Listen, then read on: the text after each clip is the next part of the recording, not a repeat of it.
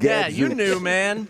What kind of store was that? I do remember that. What kind of store was Gadzooks back in the day? It was like kind of like an alternative, like a Vans or like a PacSun, really kind of that. Boy, that is Tyler, that's you want to talk about a generational thing, like the indoor mall where you could go inside and they had we had the bounce houses and ballrooms and mazes and laser tag, all that upstairs. Carousel.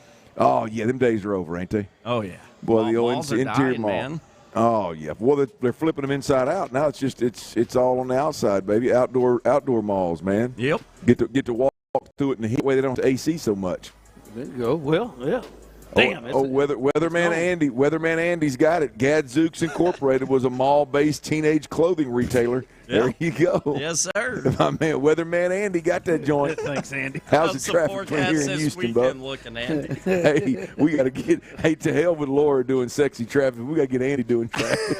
No, hey, we need to get Andy doing sexy traffic. Let Andy do some sexy traffic. Well, hey, boys. Come on. Hey, Andy, do traffic with his shirt off, Tyler, and just let it ride. Now that would drive people to the YouTube stream. Well, Right? we're going to audition Monday, Andy. We ain't got the audition. You got it. I knew you.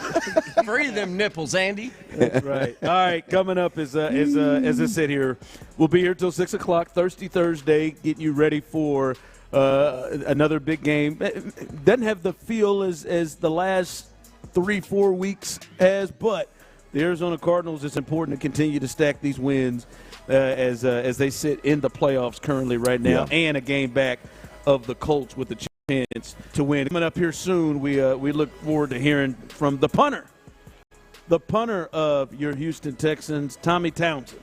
It'll be coming up soon. But go ahead. What was your? Well, yeah, I mean, just this week's game being an NFC matchup at home. I mean, the game itself is not one that you got to win to necessarily progress through this thing. But when you look at what the Texans have rolling with the momentum, it's real, man. I mean, it's real. You know, they're on a roll right now, and they're super confident. And good things are happening offensively over the last 5-6 weeks. Really good things have happened, and you want to keep that rolling. So the following weeks, you got 3 more games after this, and they're all AFC games that are going to be they're going to matter. They're going to impact your standing in a big way, and so you want to carry that momentum over into it if you can. You don't want to the old Ron Hughley wet blankets. You don't want to throw that on this offense. You want the offense to keep rolling here. I'd say start rolling, but yeah, okay. Well, I mean, feeling good about yourself. I mean, look, you go up there and you get scored 10 points against the Cardinals, and you're the reason you lose the game. Boy, it's going to be painful. So, but your good point. The Arizona Cardinals defense is suspect. You ought to be able to go out there and score some damn points this week. So, great point. I mean, you ought to be able to get rolling on another level. Yeah. By the way, injury report here. By the way, shout out to Bud Light. Bud Light, Buffalo Wild Wings, helping us put together Thirsty Thursday as they do each and every week. Returning to practice, a couple of guys returning. Guys we talked about, we'll get the full injury report out. Not a bit surprised, but there are 2 who did not make it to the practice field. So let's look at these, Clint. Woody Marks back on the practice field, not a real surprise there. Azeez Al-Shire, the captain there on that defense, back on the practice field today. Trent Brown returned to practice. But, Clint, 3 guys still remain sidelined. Nick Chubb, Kamari Lassiter, and Sheldon Rankins. So Nick Chubb, obviously the backup running back. Kamari Lassiter, we saw he didn't practice at all last week. Was able to play and be very effective in the game on Sunday. And then Sheldon Rankins. All didn't return. Nick Chubb is the one I said yesterday that is really one to watch just because he got hurt in the game and didn't return. So that kind of charts. Kamari Lassiter, I don't know, after last week, I don't feel like I'm as concerned. Sheldon Rankins, that's a new one. Him missing both of these days this week. That one, when you already have Tim Settle, who is out for the year, you can't afford to keep losing those guys in the middle.